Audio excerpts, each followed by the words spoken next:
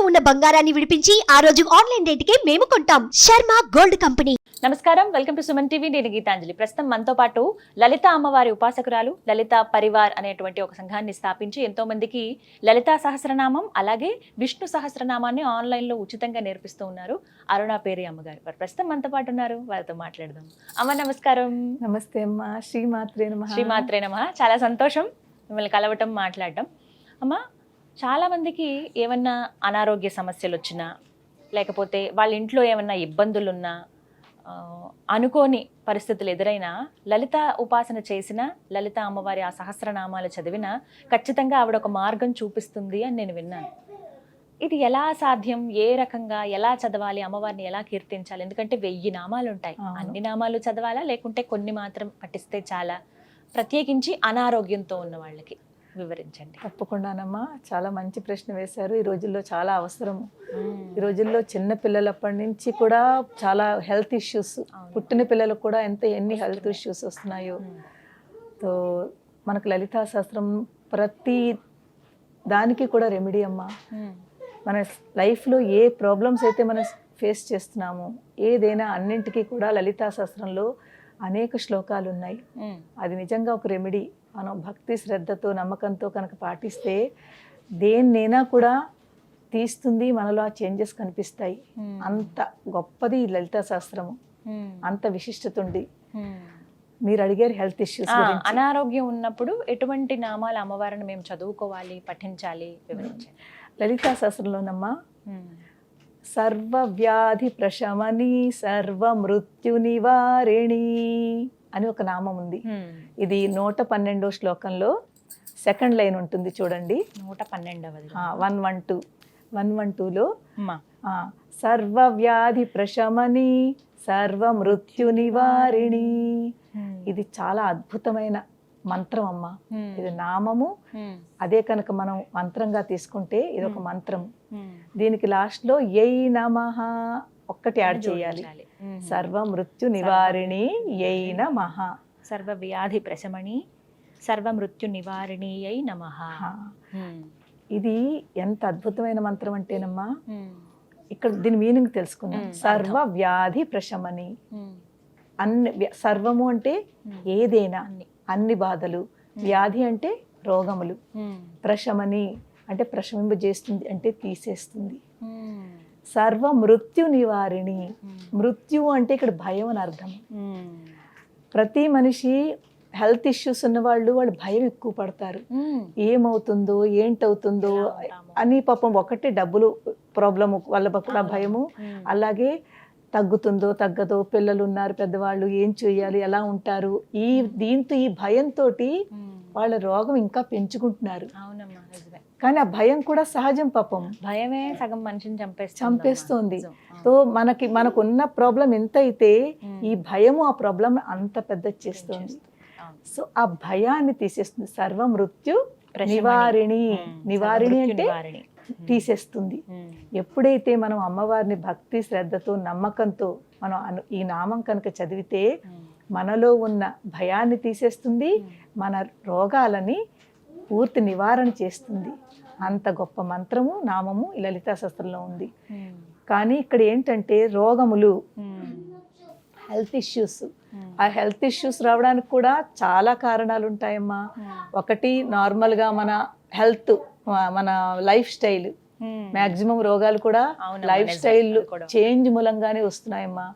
Young గా చక్కగా ఉన్న వాళ్ళందరూ కూడా చాలా హెల్త్ ఇష్యూస్ తో బాధపడుతున్నారు.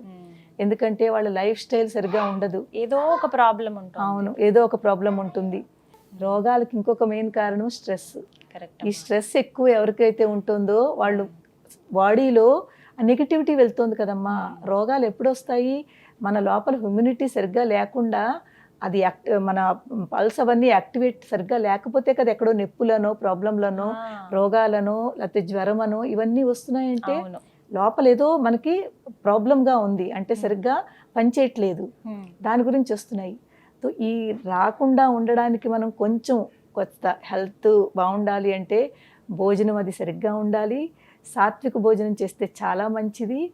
తర్వాత మనము టైం టు టైం భోజనం కూడా టైం టు టైం చేసిన వాళ్ళకి కాస్త హెల్త్ బాగుంటుంది. ప్లస్ మన ఆలోచనలు, మ్మ్. మనం బుర్రను పాడు చేసుకుంటాం కదమ్మా.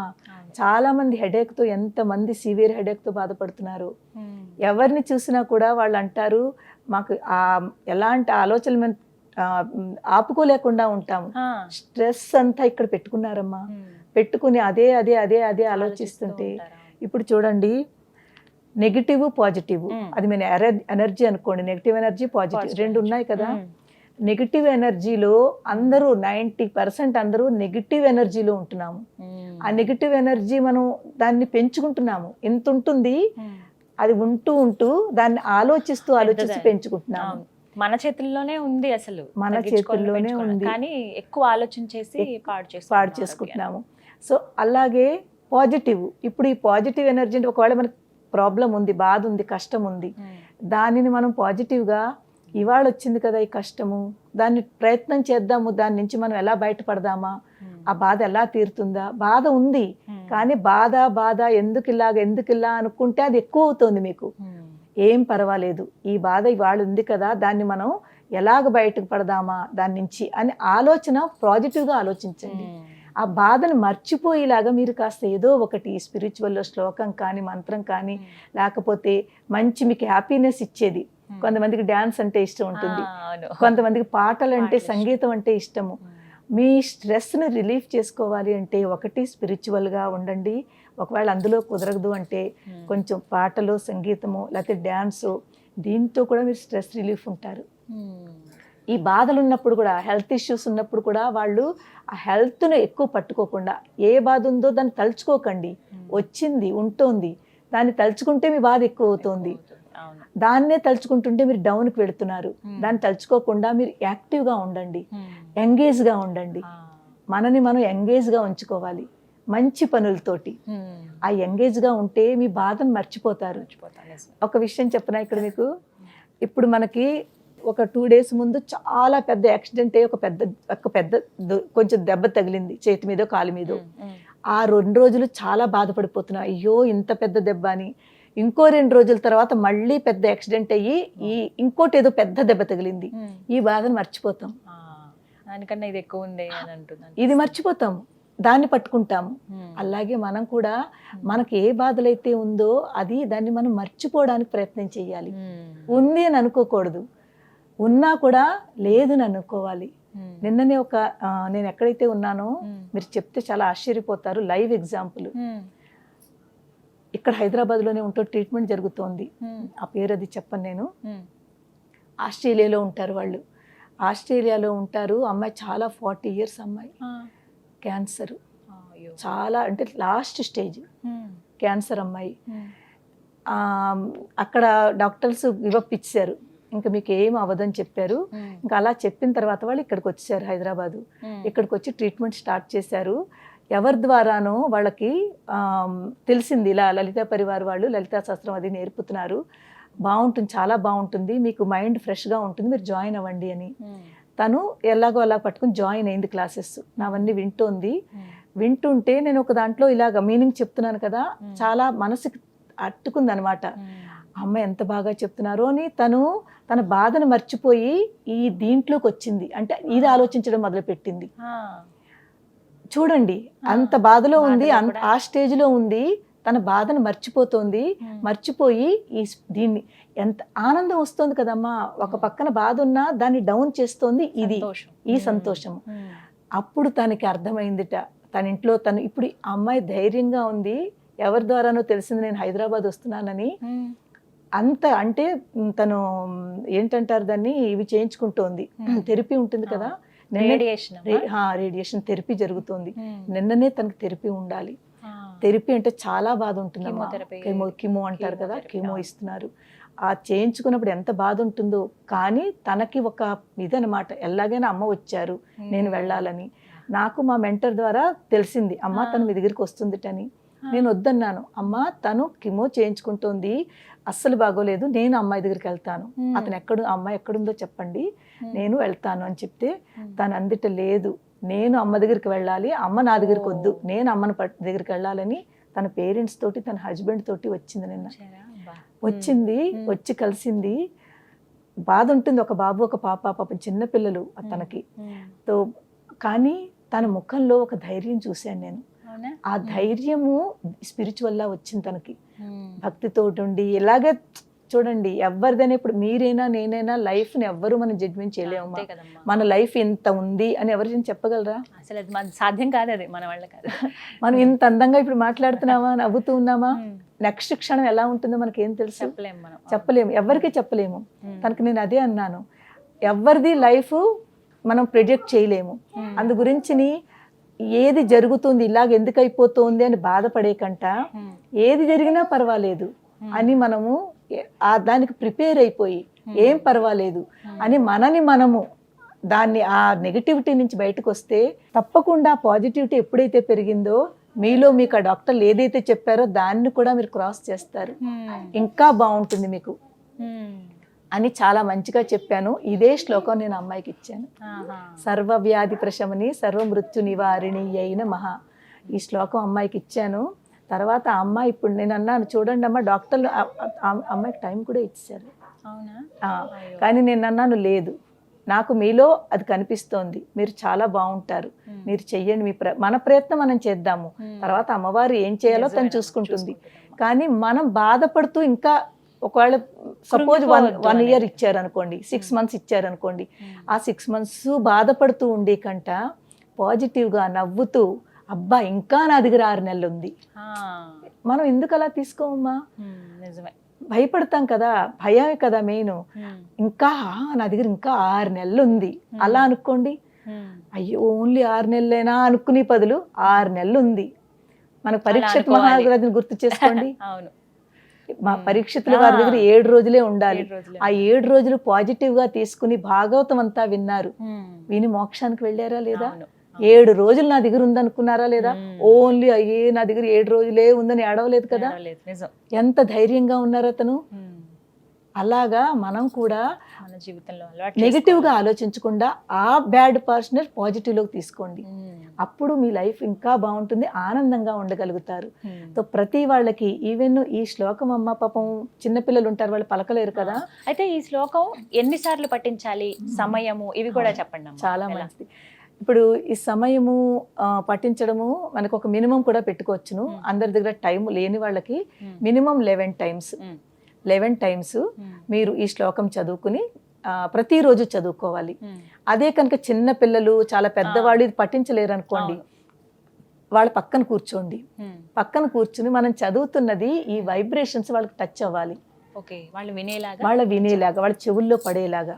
ఒకవేళ ఏ పోర్షన్ అంటే వాళ్ళకి చేతులు ప్రాబ్లమా, కాళ్ళు ప్రాబ్లమా, లేకపోతే ఇలాంటి ప్రాబ్లం ఉన్న వాళ్ళకి వాళ్ళ దగ్గర వెళ్ళి వాళ్ళు టచ్ చేయండి. ఈ మంత్రం చదువుతూ టచ్ చేయండి, వాళ్ళు ఆ పార్ట్ని టచ్ చేయండి.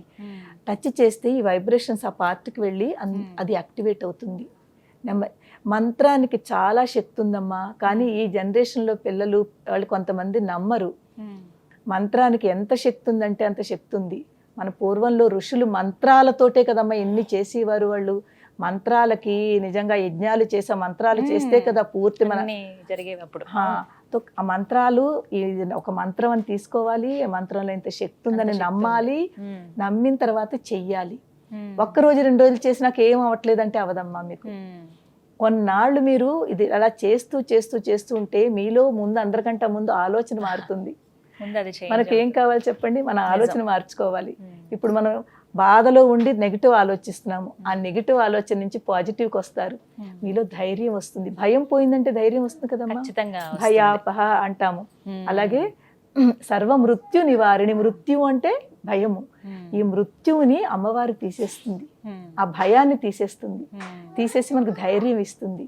ఎప్పుడైతే మనలో ధైర్యం వచ్చిందో ఆటోమేటిక్గా మనం రోగం గురించి పూర్తి మర్చిపోతాం. అవునమ్మా, అది మాత్రం నిజం. ఏ రోగము మనకు అనిపించదు, ఉన్నా తట్టుకునే శక్తి వస్తుంది. చిన్నదే కదా అని అనిపిస్తుంది. తట్టుకునే శక్తి ఎప్పుడైతే వచ్చిందో మన లైఫ్ కూడా ఇంకా బాగుంటుందమ్మా. నేను ఎంతో మందికి ఇదే సేమ్ కేసు మా రాయ్పూర్లో ఒక అమ్మాయి చేత చేయించాను. తనకు కూడా సేమ్ ఇదే కీమో ఇచ్చారు, తనకు కూడా లాస్ట్ స్టేజ్ అన్నారు. ఆ అమ్మాయి చిన్నమ్మాయే.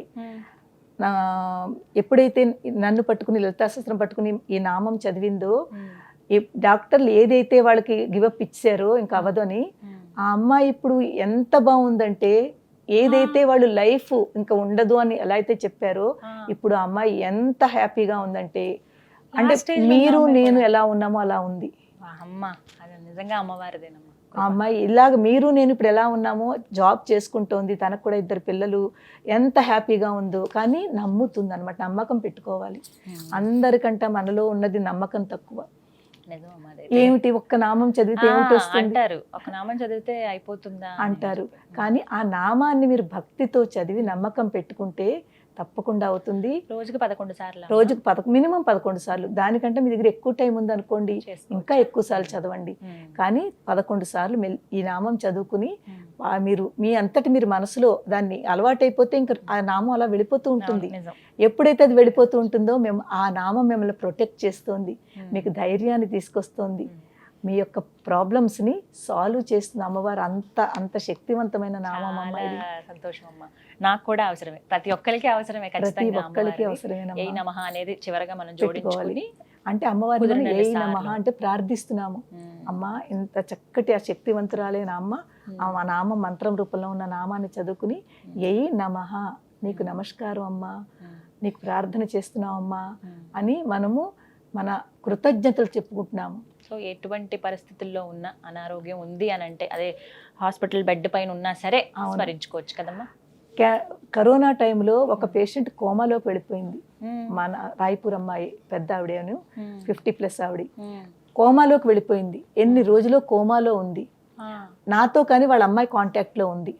అమ్మకి ఇలా ఉంది, అమ్మకి ఇలా ఉంది, అమ్మకి ఇలా తీసుకెళ్లారు, అమ్మ కోమాలో వెళ్ళిపోయింది, ముందు ఐసీయూలో పెట్టారు, తర్వాత ఇది ఇచ్చారు, ఏంటంటారు ఫైనల్ గా అవన్నీ పెడతారు కదా, ఆక్సిజన్, అవన్నీ మొత్తం ఏదేది చెయ్యాలో అంతా చేశారు.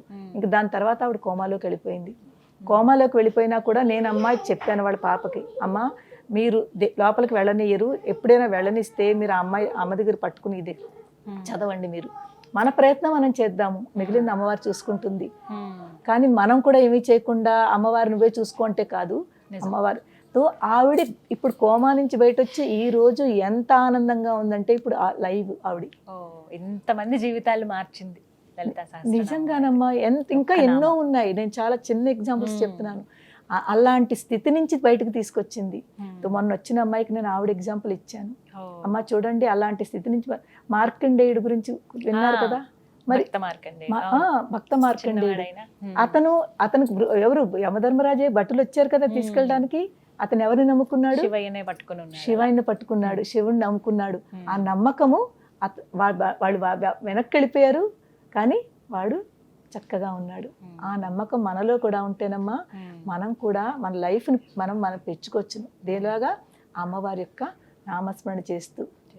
చాలా చక్కగా చెప్పారమ్మా. 112వ శ్లోకంలో సెకండ్ లైన్ ఏమ్మా, సర్వవ్యాధి ప్రశమని సర్వమృత్యు నివారిణి అయిన మహా. ఇది మినిమం 11 సార్లు, మాక్సిమం వాళ్ళ ఇష్టము, ఎప్పుడైనా సరే చదువుకోవచ్చును. చాలా సంతోషం అమ్మా, ధన్యవాదాలు. శ్రీ మాత్రే నమః అమ్మా.